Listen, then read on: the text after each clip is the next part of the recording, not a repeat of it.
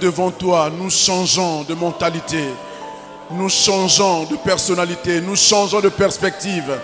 Tu fais de nous ce que tu veux que nous soyons. Tu fais de nous, Seigneur, des hommes que tu voudrais que nous soyons. Pour la gloire de ton nom, Seigneur. Pour la manifestation de ta gloire. Sois béni ce matin, sois glorifié. Seigneur Tout-Puissant, Dieu de grâce, reçois la gloire, reçois l'honneur, reçois la puissance, reçois la louange ce matin. Le Dieu d'éternité, le Dieu d'amour et de paix. Alléluia.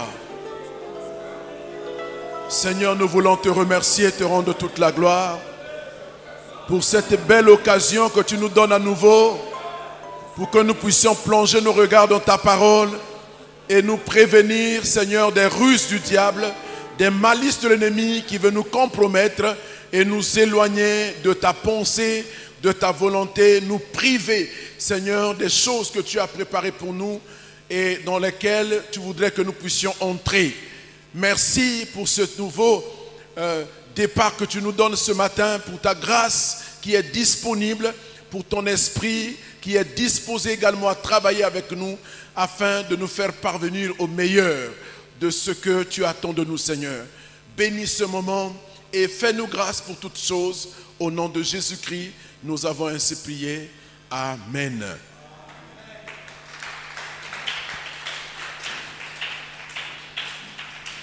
Amen. Je crois qu'il n'y a personne ici qui ne comprenne pas français, donc on peut aller directement en français. On va faire l'économie du temps. Amen. Alléluia. Que le nom du Seigneur soit béni. Alors ce matin, nous allons donc voir le troisième compromis. Et le dernier, dimanche prochain, nous allons clôturer, nous allons conclure sur ce thème des compromis du chrétien. Donc aujourd'hui, nous allons voir le troisième compromis. Et ici,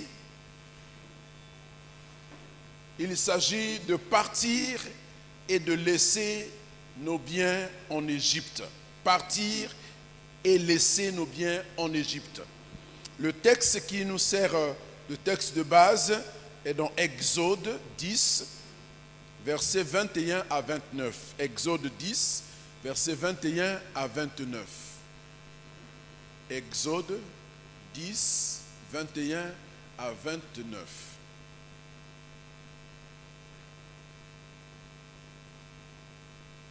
Exode 10, 21 à 29. L'Éternel dit à Moïse: étends ta main vers le ciel, et qu'il y ait des ténèbres sur le pays d'Égypte, et que l'on puisse les toucher. Moïse étendit sa main vers le ciel, et il y eut d'épaisses ténèbres dans tout le pays d'Égypte pendant 3 jours. On ne se voyait pas les uns les autres, et personne ne se levait de sa place pendant les 3 jours, Mais il y avait de la lumière dans les lieux où habitaient tous les enfants d'Israël. Pharaon appela Moïse et dit: allez, servez l'Éternel. Il n'y aura que vos brebis et vos bœufs qui resteront, et vos enfants pourront aller avec vous.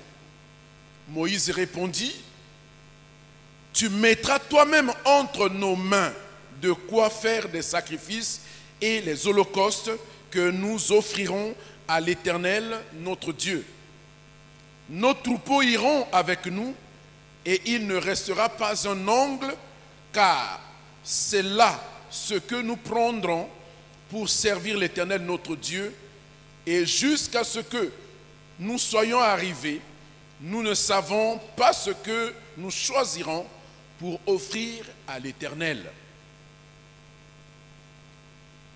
L'Éternel endurcit le cœur de Pharaon, et Pharaon ne voulut point les laisser aller.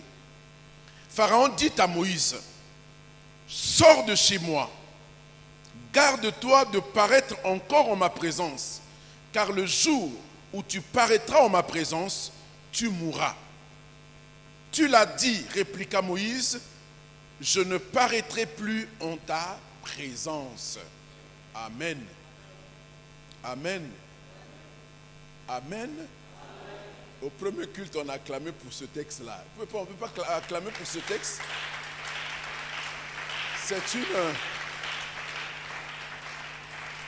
Ce sont des très beaux textes qui nous restituent l'histoire de la sortie d'Israël du pays d'Égypte, alors qu'il se trouvait là-bas en esclavage, un esclavage qui a duré plus de 400 ans. Est arrivé donc le moment pour Dieu de sortir son peuple pour le ramener dans le pays de la promesse. Et voilà, il choisit donc Moïse, qui devait être donc l'instrument de cette sortie d'Égypte pour regagner le pays de Canaan qu'il avait promis à son peuple. Mais seulement, voilà que Pharaon n'est pas disposé à laisser partir Israël parce qu'il ne voudrait pas perdre cette main-d'œuvre esclave qui est bon marché.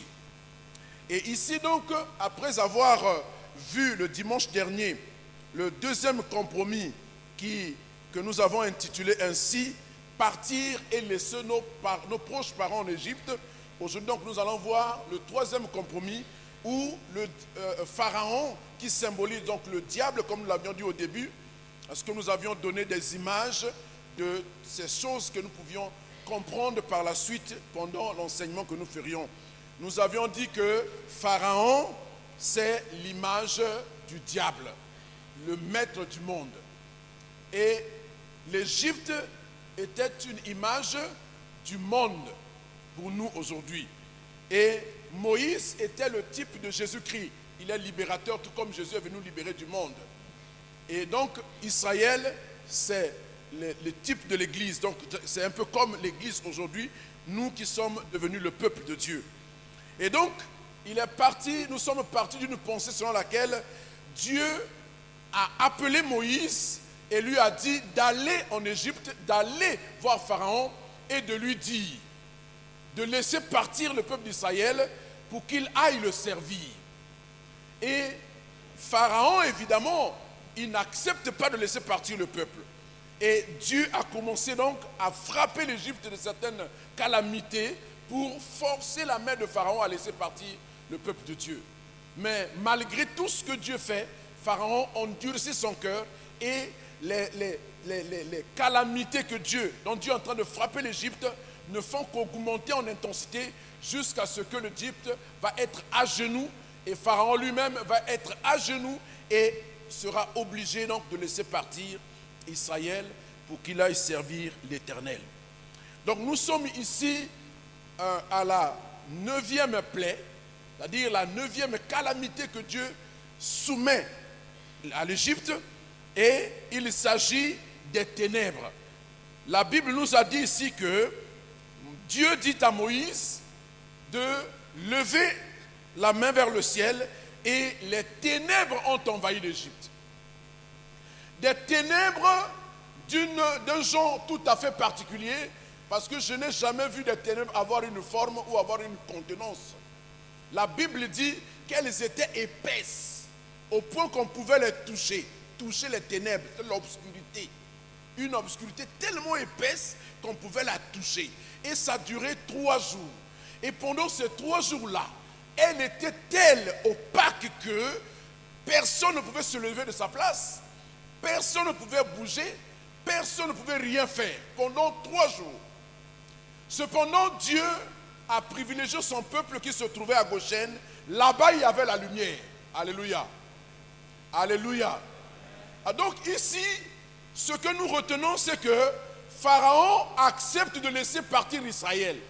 Mais le compromis, c'est qu'il demande à Israël de laisser les brebis et les bœufs en Égypte.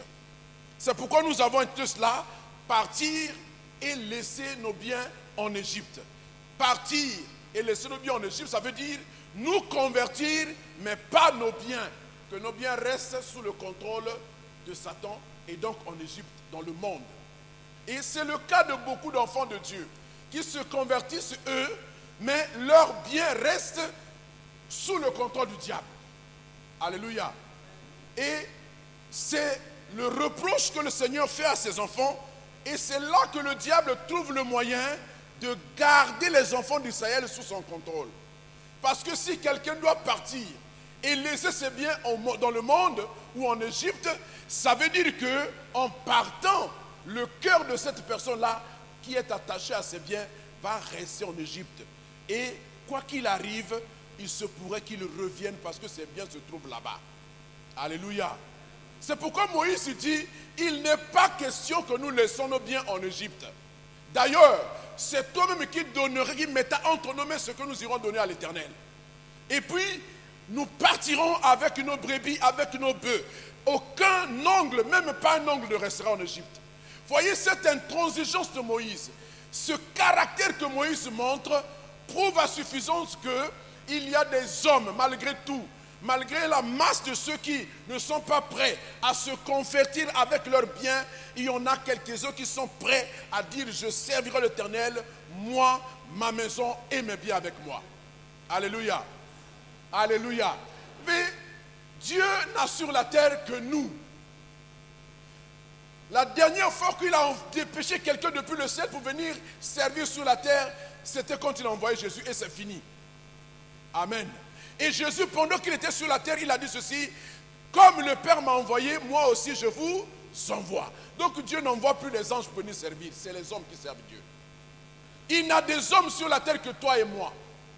De la même manière que ce monde est organisé, le royaume des cieux aussi est organisé. On appelle le royaume des cieux parce que c'est vraiment un royaume. Hein?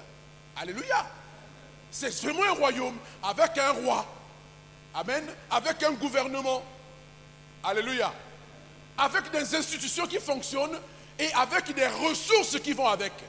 Parce que s'il y a un État, s'il y a un gouvernement, il faut qu'il y ait des ressources pour faire vivre l'État en question. Amen. Il en est ainsi du royaume des cieux. Le royaume des cieux fonctionne parce qu'il est organisé, parce qu'il a des besoins, parce qu'il a des activités à entreprendre. Et sur la terre, le royaume des cieux est représenté par l'Église. Amen. C'est une organisation avec des hommes, avec des structures et avec des moyens qui vont avec. Alléluia. Vous voyez que depuis un moment donné, Dieu est en train de nous conduire à structurer notre Église. Nous avons reconnu des ministères et maintenant là, nous venons d'établir les anciens et les diacres pour cette assemblée. Vous voyez comment ça s'organise.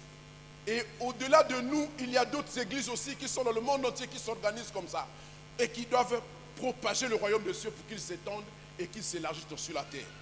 Nous avons la mission d'étendre le royaume de Dieu sur la terre. Et pour étendre ce royaume de cieux-là, Dieu nous a donné des hommes et il a donné aussi les moyens pour travailler. Alléluia. Les hommes, ce sont les ministères, donc les serviteurs à différents niveaux qui servent Dieu dans l'église. Et les ressources, ce sont les moyens que les enfants de Dieu nés de nouveau, convertis, apportent pour pouvoir faire vivre la maison de Dieu, donc le royaume des cieux. Alléluia. De la même manière que le budget de l'État congolais est constitué des impôts, des recettes des douanes, etc., etc., le royaume des cieux est aussi constitué des ressources que Dieu a données. Ce sont les dîmes, les offrandes et toute forme de libéralité. Amen. Et donc ce sont les enfants de Dieu que nous sommes qui apportons ces ressources-là pour que la maison de Dieu fonctionne. Et quand Dieu dit à Israël d'aller le servir dans le désert, servir Dieu ici prend la forme d'aller offrir à Dieu des sacrifices. Voilà donc, les sacrifices c'est quoi? C'est les animaux qu'on doit tuer et qu'on doit brûler sur les autels pour aller réjouir le cœur de Dieu là-bas, pour apaiser sa colère contre son peuple ou pour que le peuple trouve la faveur auprès de Dieu. Maintenant, quand Pharaon refuse à Israël de partir avec son troupeau, avec son bétail, ça veut dire qu'il empêche d'offrir des sacrifices à l'Éternel et donc de servir l'Éternel. Alléluia. Donc quand les ressources des enfants de Dieu sont retenues dans le monde, ne sont pas converties avec eux, ça va poser problème dans la vie et le fonctionnement du royaume des cieux. Alléluia. Alléluia. Voyez donc, c'est une logique que nous devons comprendre aujourd'hui. Il faut que Dieu nous donne l'intelligence des temps, qu'il nous donne l'intelligence de la parole de Dieu pour la comprendre et que nous puissions réaliser quelle est la responsabilité que nous avons après que nous ayons cru en Jésus-Christ. Parce que c'est ça. Il ne s'agit pas seulement de venir à l'église, mais il s'agit de prendre conscience que, étant devenu membre de l'église, je fais partie d'un royaume. Et étant membre de ce royaume-là, je dois participer à la vie du royaume. Je dois servir. Je dois offrir moi aussi des sacrifices. Alléluia. Alléluia. Donc ici, nous voyons que Pharaon veut retenir les ressources. Israël est un peuple berger, un peuple nomade des Bédouins. Donc ils se déplacent avec leurs troupeaux partout où ils vont. C'est ça leur richesse, c'est ça leurs ressources. Alléluia. Aujourd'hui, ces ressources-là sont changées en salaire et en argent, en objets monnayables. Mais à leur époque, c'est les troupeaux, c'est ça leur richesse. Et ils servent Dieu avec leur richesse, avec leurs biens. Quand Pharaon leur demande de laisser leurs biens en Égypte, c'est un problème majeur pour eux. C'est pourquoi Moïse se dresse et dit, pas question. Nous irons avec nos vieillards, avec nos enfants, avec nos femmes, avec tout le monde. Voyez, en plus de ce que nous devons prier et travailler à la conversion de nos proches parents. Alléluia. Comme nous l'avons vu dimanche dernier, il y a aussi que nous devons servir Dieu avec nos biens. Amen. Alors nous allons voir trois choses qui arrivent lorsque les biens restent en Égypte. Qu'est-ce qui se passe dans la vie du chrétien ou dans la vie du royaume des cieux lorsque les biens sont restés dans le monde? Il y a des gens qui se convertissent, mais ils ne veulent pas faire état de leurs ressources à Dieu. Ils se convertissent, mais ils ne veulent pas servir Dieu avec leurs biens, avec leur argent. Ils se convertissent, seulement leur cœur, seulement eux-mêmes, mais leurs ressources ne se convertissent pas. C'est un problème grave. Alléluia. Voyez, lorsque nous retenons nos ressources, c'est comme si nous sommes en train de déséquilibrer ou de défavoriser le royaume des cieux dans son travail et dans son expansion. Or, la volonté de Dieu, c'est que son royaume s'étende. Alléluia. Et il s'étend comment? C'est par l'évangélisation, l'implantation de nouvelles églises. C'est comme ça que le royaume s'étend. Il y a de nouveaux serviteurs qui sont formés, équipés, consacrés et qui prennent la charge de l'œuvre du Seigneur sur la terre. Jusqu'à ce que le Seigneur revienne. Alléluia. Alors, quand les ressources sont retenues en Égypte, qu'est-ce qui se passe?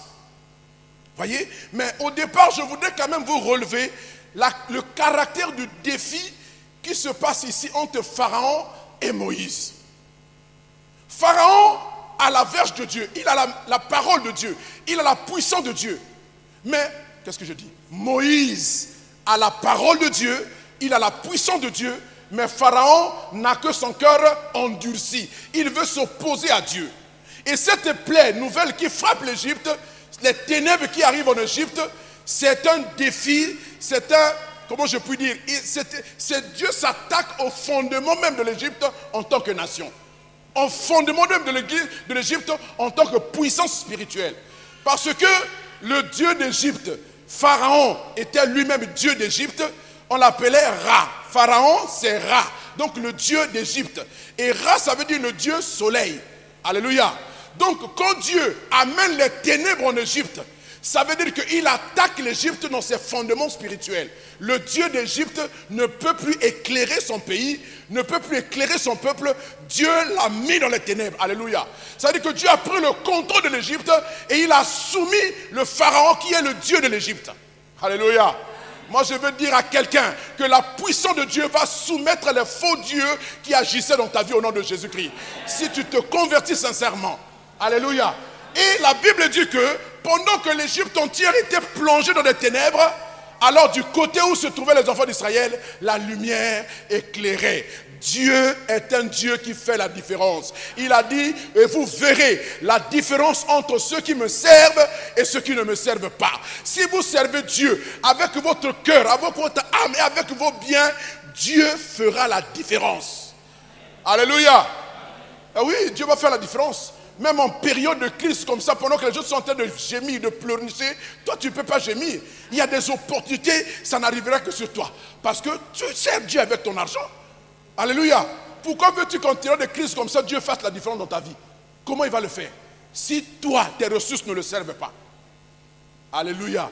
Nous sommes prêts à demander, Seigneur, ouvre-moi les portes, bénis-moi, fais-moi ceci. Mais qu'est-ce que nous faisons en retour? Pour quel intérêt Dieu va faire ça pour toi? Là où il n'y a pas d'intérêt, il n'y a pas d'action. N'est-ce pas? S'il n'y a pas d'intérêt, pas d'action, si Dieu ne voit pas l'intérêt à te bénir, pourquoi bénirait-il? Il bénit ce qu'il sait que si je le bénis, il va aussi retourner la bénédiction dans mon œuvre. Il va faire progresser mon œuvre. Mais si tu retiens, alléluia, si ton porte-monnaie n'est pas converti, ton compte à banque n'est pas converti, il est sous le contrôle du diable. Dieu ne peut pas bénir. Ce serait bénir quelqu'un qui va encourager le diable. C'est clair, non? Alléluia. Alléluia. Vous voulez être béni, bénissez l'œuvre de Dieu. Vous voulez être béni, servez Dieu avec vos biens. Il bénira. Il n'y a pas de raison. Ça, c'est la façon, ça c'est, comment dire, coup sûr. Hein? Ça, c'est le coup sûr. Alléluia. Tu veux que Dieu te bénisse, mais bénis Dieu avec ton œuvre. Bénis son œuvre. Alléluia. Donc ici, il y a un véritable défi entre le Dieu, l'Éternel des armées, et le Dieu de l'Égypte. Et ce défi-là va maintenant se matérialiser entre deux personnes qui servent ces deux dieux. D'un côté, Moïse, serviteur de l'Éternel, de l'autre, Pharaon, le Dieu d'Égypte. Alléluia. Alléluia. Vous voyez comment Dieu travaille, hein? Ce n'est pas lui qui vient combattre nos ennemis, mais il nous donne de combattre ces ennemis qui sont plus vieux que nous, qui sont plus forts que nous. Naturellement, alléluia, on aurait pu donner à Moïse un prophète de Ra. Alléluia. Mais c'est Moïse contre Ra lui-même. Alléluia. Et cet homme-là, il dit à Moïse, il dit, après avoir refusé de laisser partir Israël, il dit à Moïse de sortir de chez lui et il lui dit, garde-toi de réapparaître dans ma présence. Parce que le jour que tu viendras devant moi encore, tu mourras. Et Moïse lui répliquait, tu l'as dit, je ne paraîtrai plus dans ta présence. Alléluia. Et la 10e plaie qui va venir va mettre Pharaon carrément à genoux. Et Moïse ne paraîtra plus jamais dans sa présence. Parce que Pharaon va lui dire, sortez de mon pays, partez. Malgré lui, il est obligé de laisser partir.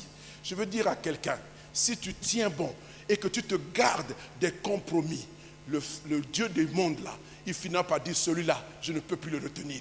Je n'arrive plus à le retenir, je suis obligé de le laisser partir. Alléluia. Il va te laisser partir malgré lui. Qu'il le veuille ou qu'il le veuille, il te laisse partir.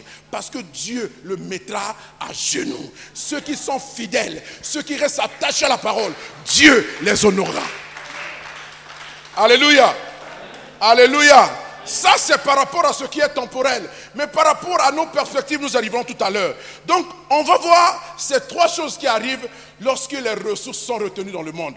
Premièrement, lorsque nos ressources sont retenues dans le monde, voyez, notre cœur aussi va être attaché au monde. Alléluia. Parce que Matthieu chapitre 6 verset 21. Matthieu 6 21 dit ceci. Car là où est ton trésor, là aussi sera ton cœur. Le cœur de chaque personne est attaché à ce qui est précieux pour lui. Alléluia. Il y en a dont les cœurs sont attachés à leur femme ou à leur mari, ou c'est leur femme. Alléluia. Il y en a ceux dont le cœur est attaché à leur argent. Il a tellement de l'argent, même la femme ne vaut rien. L'argent gagne. Alléluia. C'est son trésor. Il y en a d'autres qui sont attachés à leurs parents. Vous voyez, il est marié, mais sa mère ou son père prend toujours la première fois plus que son mari ou sa femme. C'est là où se trouve son trésor. Alléluia. Vous pouvez multiplier les cas comme ça, selon le cas. Mais de façon générale, l'homme est attaché à ses ressources. L'homme est attaché à son travail, à son gagne-pain. Il est attaché à ses ressources matérielles et financières. Alléluia.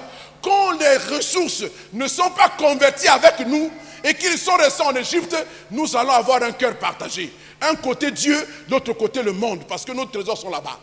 Alléluia. On aura du mal à nous séparer du monde. C'est pourquoi vous avez, il y a des chrétiens, il est chrétien mais très attaché au monde.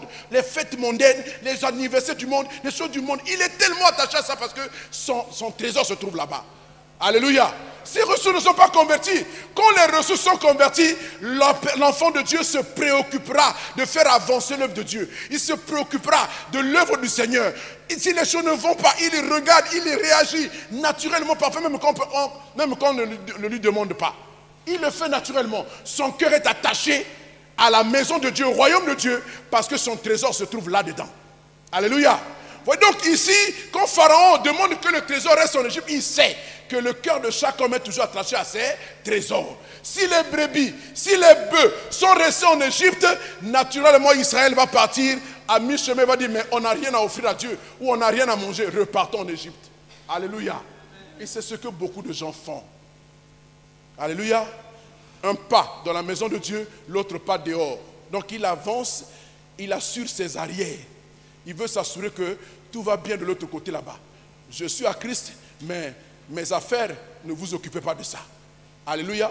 Seigneur, ne regarde pas mes biens parce que ça, je gère ça de l'autre côté là-bas. Et ça, c'est pas bon. Le cœur est partagé. Dieu ne veut pas que nous ayons des cœurs partagés. Amen. Alléluia. Dit-on que l'or et l'argent appartiennent à Dieu, non? Il en est le dépositaire. Alléluia. Ça veut dire que ça ne nous appartient pas. Et si nous en avons cet or et cet argent, ça veut dire que Dieu nous l'a confié pour que nous puissions gérer. Alléluia. Mais si Dieu nous donne à gérer, c'est pour qui? Ça doit être pour la gloire de son nom. Si ce n'est pas pour la gloire de son nom, c'est que nous sommes en train de faire fausse route. Amen. Donc Moïse dit, rien ne restera, tout doit partir. Parce que c'est là que nous allons prélever pour servir Dieu avec. C'est là que nous allons prendre pour offrir des sacrifices. Amen. Alléluia. Dans Nombre chapitre 11, versets 4 à 6, nous allons lire ce texte, Nombre 11, 4 à 6, nous allons voir comment le cœur des gens était resté en Égypte parce que les trésors étaient restés là-bas. Alors, le ramassis des gens qui se trouvaient au milieu d'Israël fut saisi de convoitise. Et même les enfants d'Israël recommencèrent à pleurer et dire, qui nous donnera de la viande à manger? Nous nous souvenons des poissons que nous mangions en Égypte et qui ne nous coûtaient rien. Des concombres, des melons, des poireaux, des oignons et des os. Maintenant, notre âme est desséchée, plus rien. Nos yeux ne voient que la manne. Vous voyez? Alléluia. Regardez, on nous présente ces gens qui parlent ainsi comme étant le ramassis. Alléluia. Le ramassis qui se trouvait au milieu des enfants d'Israël. Quand le peuple d'Israël est sorti dans toute la gloire, parce que l'Égypte était en pleurs, en larmes, ces gens ont vu que ce peuple-là est un peuple à part. Il faut suivre ces gens. Alléluia. Alléluia. Les ramassis, ceux qui suivent, les suiveurs. Alléluia. Les bilanda-landa. C'est-à-dire le cœur n'est pas avec Dieu. Ils n'ont rien, aucune part avec Israël. Ils ne participent pas, ils ne sont pas solidaires d'Israël en tant que peuple. Mais ils suivent seulement. Parce qu'ils ont vu la gloire. Miracle, ils suivent. Ne soyez pas des suiveurs. Alléluia. Soyez identifiés au peuple de Dieu. Soyez mentionnés parmi le peuple de Dieu. Soyez comptés parmi le peuple de Dieu. Et ne soyez pas des sympathisants de l'église. Parce qu'en réalité, nous avons beaucoup de sympathisants à l'église. Et très peu d'enfants de Dieu. Parce que les enfants de Dieu s'engagent, ils se reconnaissent dans ce que Dieu fait. Parce que c'est leur affaire, c'est l'affaire de leur père, c'est l'entreprise de leur père. Donc ils sont solidaires, ils sont capables de se sacrifier, ils sont prêts à tout donner pour que l'œuvre de leur père avance. Mais le ramassis, les sympathisants, non, eux ils regardent leurs intérêts. Tant que ça marche pour eux, ils viennent avec vous. Si ça ne marche plus, ils regrettent et ils sont prêts à repartir. Et c'est ce ramassis-là. C'est ces gens-là qui étaient au milieu du peuple, qui lorsque Moïse a traîné sur la montagne, ils ont dit à Aaron, fais-nous un Dieu qui marche devant nous, on va repartir en Égypte. Alléluia. Ils sont prêts à repartir en Égypte. Pourquoi vous savez? Vous savez pourquoi ils repartent en Égypte? Parce que leur cœur est attaché à l'Égypte. Pourquoi?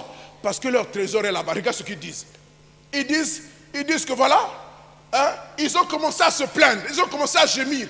Et ils ont embarqué dans leur gémissement, dans leur plainte, même les enfants d'Israël, certains. Alléluia. Et qu'est-ce qu'ils disent dans leur gémissement? Pourquoi ils pleurent? Ils disent qu'il nous donnera de la viande à manger. Leur problème c'est manger. Leur Dieu c'est leur ventre. Alléluia. Alléluia. Alléluia. Leur trésor c'est leur ventre.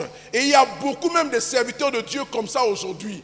Ils font des églises, ce n'est pas pour le salut des âmes, mais c'est pour leur ventre. L'église est devenue comme un débouché pour eux. Eh oui. On dirait que c'est une affaire qui marche. Ce n'est pas une affaire. Hein? L'église là, ce n'est pas une affaire. Hein? C'est dur. Hein? Alléluia. Alléluia. Vous voyez, au début, dans les années 90, là, il y avait un pasteur là. Il a trompé les chrétiens. Il leur a dit que non, on va partir au Canada. Donc il a fait cotiser aux gens l'argent pour les billets. Vous voyez, le billet de Brazzaville au Canada, ça peut faire combien? Même 1 million. Hein? Alléluia. Bon, et puis les gens, ils sont venus à Brazzaville là. Ils ont traversé, ils sont arrivés dans une maison, ils ont vécu là pendant quelques jours. Et le pasteur leur a dit que nous allons voyager demain. Demain. Ils n'ont pas de billet, pas de passeport, pas de visa, mais ils disent qu'ils vont voyager. Bon, le lendemain matin, ils cherchent le pasteur. Oh, le pasteur est déjà à l'aéroport. Et ils débarquent à l'aéroport. Ils arrivent à l'aéroport là. Oh non, nous partons au Canada. Ah, partons au Canada, hein, c'est bien, ok. Allez faire les formalités. Mais ils veulent aller faire. Mais où sont les billets? Il n'y a pas de billets. Où sont les passeports? Il n'y a pas de passeports. Où sont les visas? Il n'y a rien. Mais vous allez au Canada comment? Non, notre pasteur a dit on va partir au Canada. Vous voyez, c'est vraiment. Mais ça, c'est quel genre de foi là? Alléluia. Mais la foi n'exclut pas l'intelligence. Hein? Pour aller au Canada, la moindre des choses, c'est d'avoir au moins un passeport. Mais si on t'a fait un passeport, on doit te le montrer. Sur le passeport, on en pose le pouce, non? On met les empreintes. Mais vous n'êtes pas parti. Je me dis, mais c'est incroyable. Et ils étaient à l'aéroport, ils tenaient mordicus, dur comme fer. Nous partons au Canada. On les a filmés, on les a montrés à la télévision. Fin de fin, le pasteur, on cherche le pasteur a disparu. Avec l'argent des gens. Vous voyez, son Dieu à lui, c'est son ventre. Il n'est pas appelé. Alléluia. La Bible dit que le bon berger se met en peine des brebis. Mais lui, il tond les brebis. Hein? Il tond les brebis jusqu'à arracher la peau. Alléluia. Et il est parti. Donc c'est ce genre de personne-là, c'est le ramassis. Ils se retrouvent au milieu du peuple de Dieu. Ils n'ont aucune conviction. Ils n'ont aucun appel, aucune vision de Dieu. Alléluia. Mais ils suivent seulement parce qu'ils ont vu la gloire de Dieu. Ils ont vu les miracles. Ils ont entendu la réputation de ce Dieu. Et ils l'ont suivi pour le pain, pour leur nourriture. Comme Jésus avait dit à ces gens qui le suivent. Je sais que vous me suivez, pas parce que vous croyez, mais vous suivez parce que vous avez mangé le pain et le poisson. Je sais. Alléluia. Alléluia. Donc ce ramassis-là a contaminé les enfants d'Israël. Et ils ont commencé à se plaindre, à pleurer. Qui nous donnera du pain à manger? Ils regrettent la viande. Ils veulent manger la viande. Ils sont dans le désert. Hein? Verset 5. Oui, nous nous souvenons des poissons. Ils se souviennent. Ceux qui ont leurs ressources en Égypte se souviennent. Hein? Des poissons que nous mangions en Égypte, donc dans le monde là-bas. Donc, ça va jeune et qui trouve. Oh non, 21 jours, tu as été. Vraiment, donc 21 jours, on a hamburger. 21 jours, ils trouvent ça comme la mer à boire. Ils regrettent vraiment. Mais qu'est-ce qui m'avait fait de venir ici? Ah non, moi je coupe. Et il y a des gens comme ça, ils arrêtent de jeûner. Hein. Ou alors, pendant qu'il vous trompe, là, il jeûne là, mais là-bas, quand il va là-bas, il mange son hamburger tranquillement. Après, il va l'après-midi, il fait. Nous, on avait attrapé un frère comme ça, il était même irresponsable. Toujours gêné, retraite. Non, nous, on est fatigués, on était déjà à 5 jours de retraite.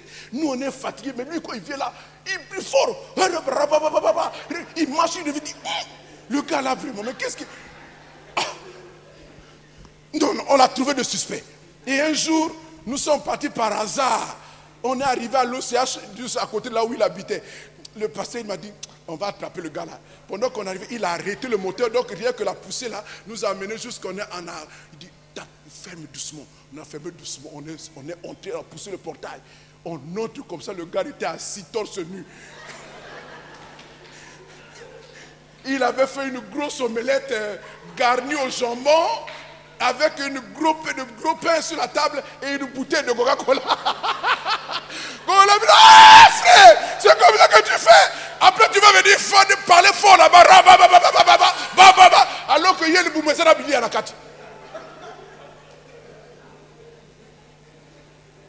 Alléluia. Ils regrettent les poissons. Ils regrettent, nous souvenons du poisson que nous mangeons en Égypte. Ça ne nous coûtait rien. Nous nous souvenons même des concombres, vraiment, concombres puis concombres. Alléluia. Il y a un frère ici, quand il mange le concombre, il a envie de vomir. Mais il y a des gens qui regrettent le concombre. Qui regrettent les oignons, même les poireaux. Regrettez poireaux. Poireaux, Poireaux. Hein? Les oignons. Il regrette ça. Dans le désert, là, il n'y avait rien. Il n'y a que la manne. Il n'y a que la caille, ça tombe comme ça, tu mets au feu, tu brûles comme ça, à la hâte, et tu avales, tu es parti. Tu prends la manne, donc pour eux, c'est un repas de misère. Hein? Mais ça nous dit à entrée, plat de résistance, dessert, hein? Sortie, hein? Retour, tout ça que vous voulez. Alléluia. Apéritif, tout ce que vous voulez. Donc ils aiment manger comme ça bien. Donc quand il prend le temps de manger tranquille, il s'assoit bien confortablement et il prend son temps, il mange avec au moins 4-5 plats. Il passe en revue tous ces plats-là. Il est content, il mange. Donc là dans le désert, kakaman na bakai. Donc bakai c'est bandeke, bakuya na le kaba irondelle, bakuya au kamate au babol na motoboye, hein? Mungo te dans le désert là, il n'y a même pas le sel, hein? Tu manges ça comme ça et puis on est parti. Alléluia. Ils se plaignent. Pourquoi? Parce que leur trésor c'est la nourriture. Donc leur cœur est attaché à ça. Il est resté en Égypte. Amen. Donc quand le trésor est resté en Égypte, notre cœur aussi va rester en Égypte. On aura tendance à repartir. Parce que à supporter pas si on a été. On ne peut pas supporter. Voyez, supporter les jeûnes et prières, supporter de lire la Bible, supporter de s'abstenir du sexe. Donc il est à l'église, mais il va encore là-bas, il goûte un peu, il vient nous tromper ici. Mais il vit une vie sale là-bas dans le monde, parce que son cœur est attaché là-bas. Il n'est pas converti. Amen. Attention à vous, quelles sont vos ressources qui sont restées là-bas? Il faut aller les récupérer. Ne laissez rien en Égypte. Moïse a dit, même pas un seul ongle ne restera. Amen. Amen. Vous êtes bien, hein? Vous êtes bien. Moi, tout ce qui m'est resté du monde, c'est seulement le football. J'ai souffert hier de ne pas voir Barça. J'ai souffert hier, j'étais en prière. J'ai demandé à ma femme, elle ne peut même pas me renseigner. Moi, Dieu me pardonne. Alléluia. Mais ça, c'est moindre mal, hein? C'est seulement le football, on tape au ballon. Bon, c'est quelque chose qui nous résout quand même les hommes. Hein? Amen. Alléluia. Mais ce n'est pas mon Dieu.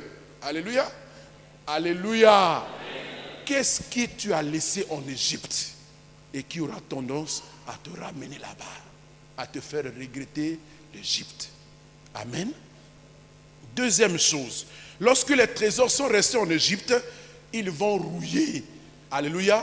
Ils vont avoir la rouille et la teigne. C'est ce que nous dit Matthieu 6, 19 à 20. Matthieu 6, 19 à 20. Matthieu 6, 19 à 20. Il dit, ne vous amassez pas les trésors sur la terre, où la teigne et la rouille détruisent, où les voleurs percent et dérobent. Mais amassez-vous des trésors dans le ciel, où la teigne et la rouille ne détruisent point, et où les voleurs ne percent ni ne dérobent.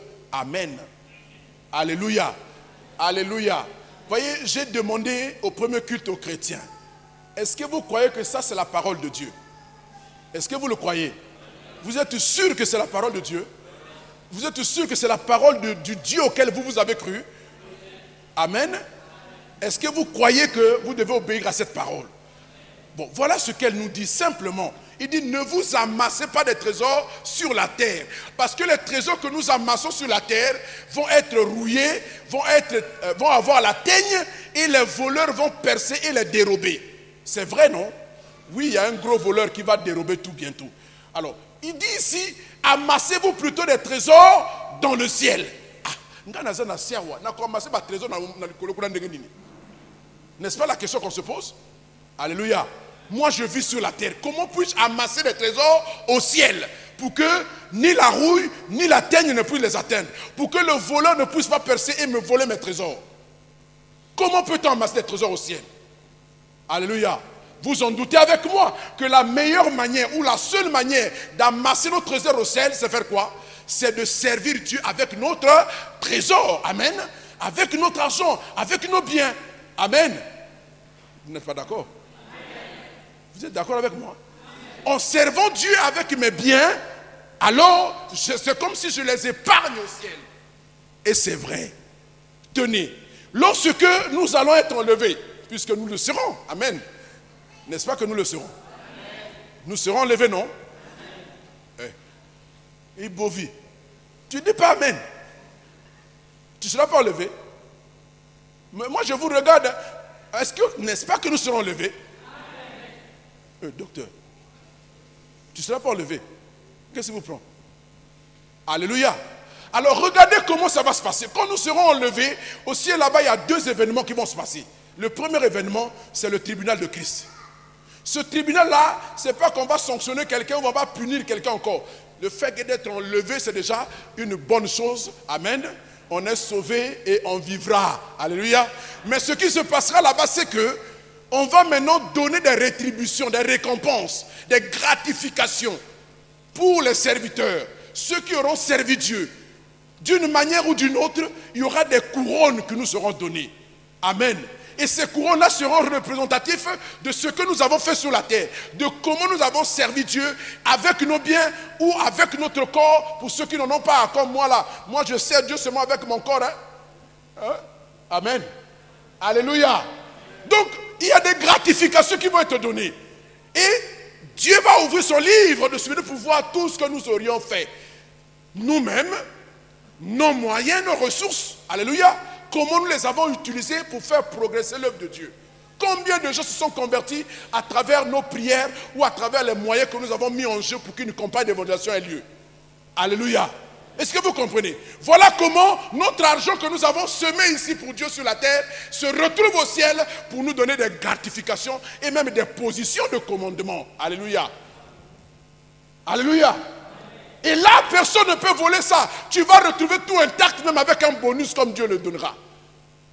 Mais si tu laisses ces trésors en Égypte, il se trouvera que, voyez, la rouille et la teigne va récupérer tout ça. Alléluia. Alléluia.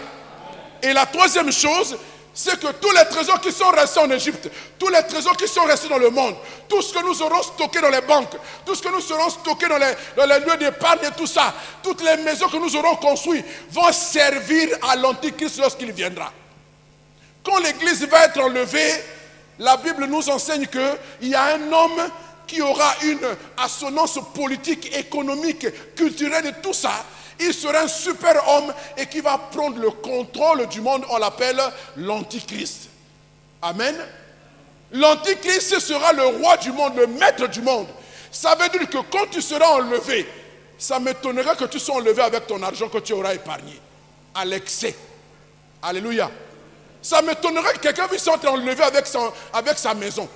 Même le film qu'on a vu, quand on a enlevé la personne qui est happée au ciel, qu'est-ce qui retombe? Les vêtements retombent. Et les chaussures, tout ça retombe. Boum. Voilà. On vient voir là, on retrouve seulement les vêtements. Donc comme je suis habillé là, costume, tout ça là est resté ici. Oh, mais lui-même il est où? Il est parti. Tu pars tel que tu es. Toi seul. Amen. Dieu va te donner des vêtements nouveaux avec lesquels tu vas être enlevé là-bas. Mais tout ce qui est de la terre va rester. Parce que ça, ce n'est pas propre pour aller là-bas. Amen. Et quand ça va rester, la finalité c'est quoi? Ça va être détruit parce que Dieu va refaire une nouvelle terre, de nouveaux cieux et nous habiterons là avec le Seigneur. Amen. Donc, tout ce que nous avons à faire maintenant, c'est d'investir pour le royaume des cieux. Pourquoi?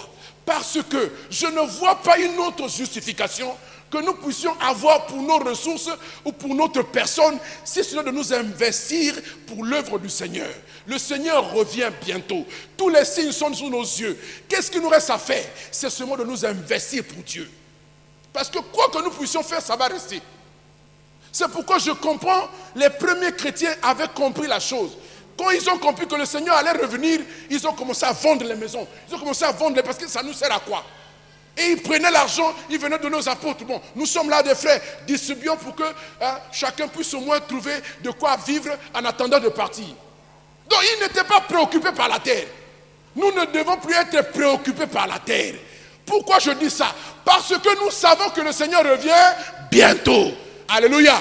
Les amis de l'époux. Ils savent, ceux qui aiment l'avènement du Seigneur, ils savent les jeudis ici comment on nous enseigne, comment on nous met à jour ce fichier d'accomplissement au jour le jour, avec les nouvelles choses qui s'accomplissent. Donc nous sommes au fait de la prophétie, nous sommes au cœur de la prophétie. Nous ne pouvons pas être étonnés par ce qui va arriver. Alléluia. Et si nous sommes ainsi avertis, si nous sommes ainsi avisés, nous devions savoir qu'il y a une seule chose à faire, c'est faire la promotion du royaume des cieux. Alléluia. C'est évangéliser.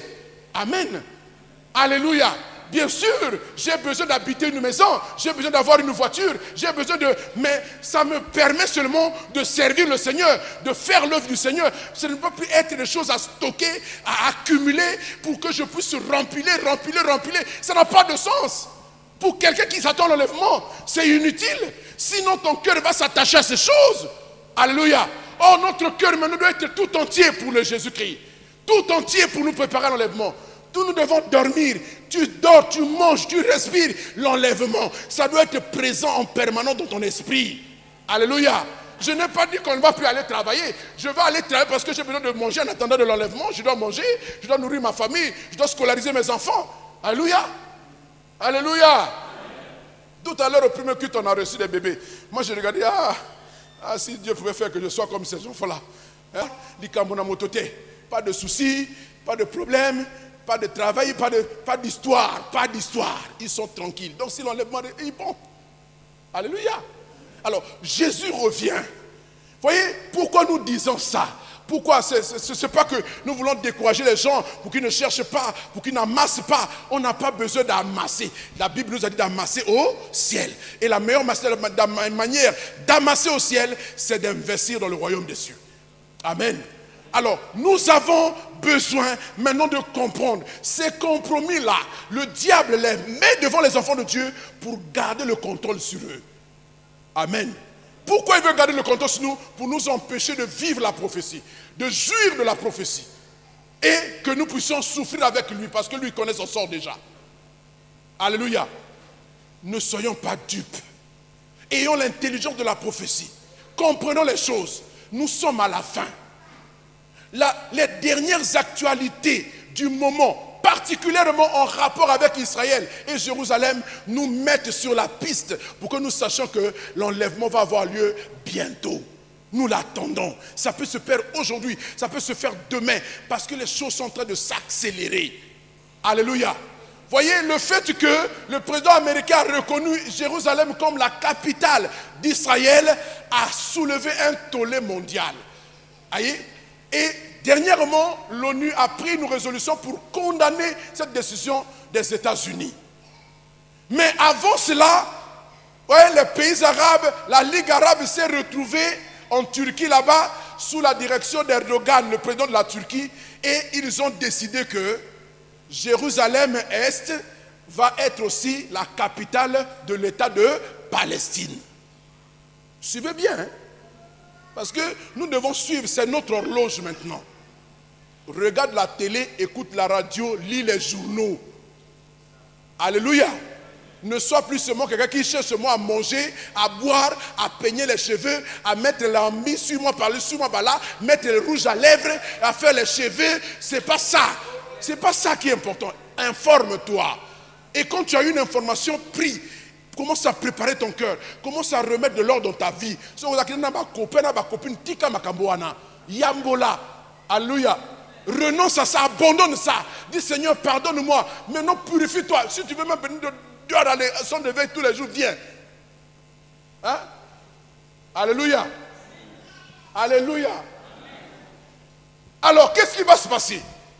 Comment est-ce que les Palestiniens vont prendre Jérusalem-Est pour en faire leur capitale? Comment ils vont faire? Si ce n'est par la force. Parce que jusqu'à preuve du contraire, tout Jérusalem est sous le contrôle des Israéliens. Les Arabes qui vivent là-bas, ils ont une carte de séjour. Alléluia. Ils ont un permis de travail israélien.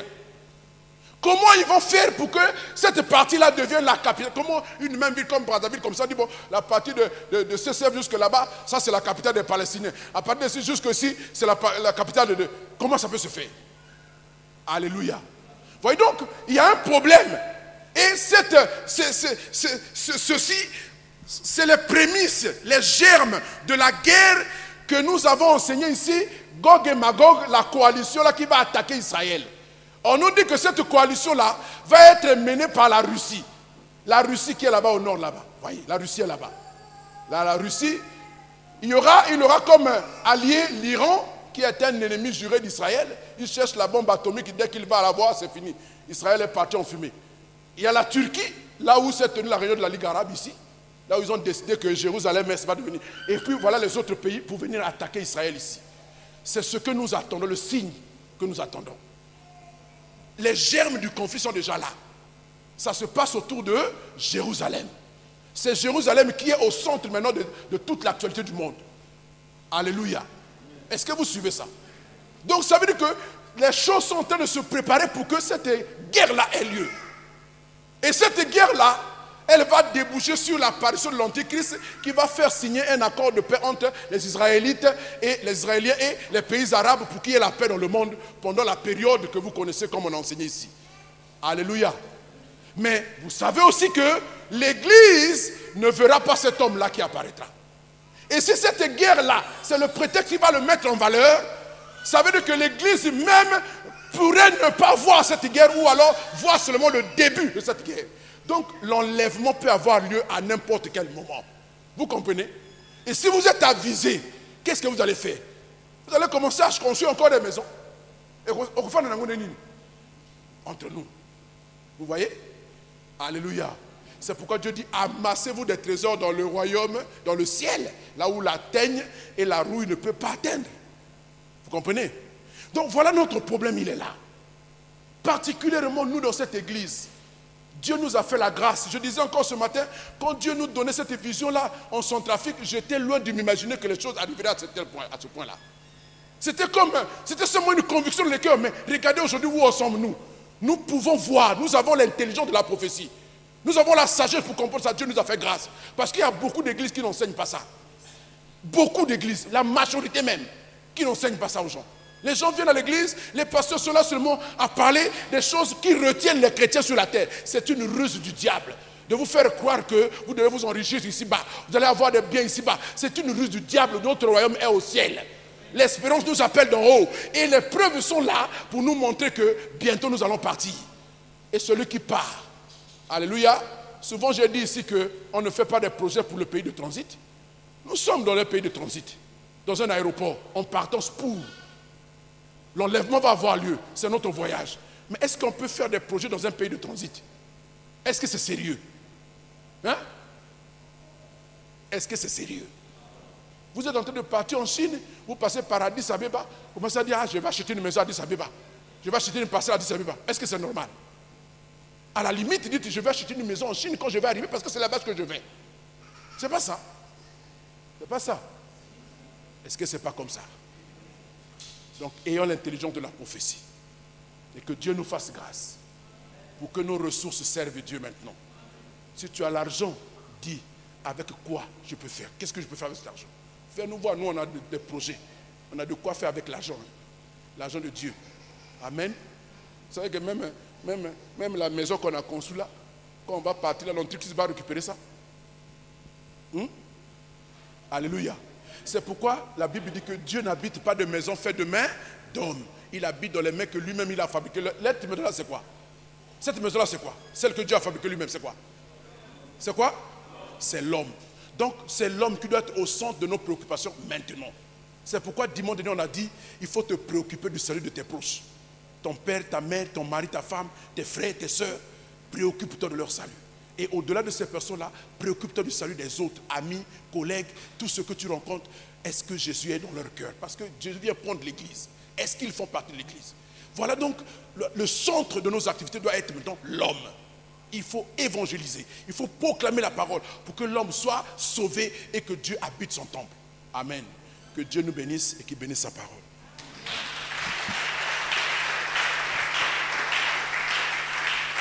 Nous allons nous lever, nous allons prier.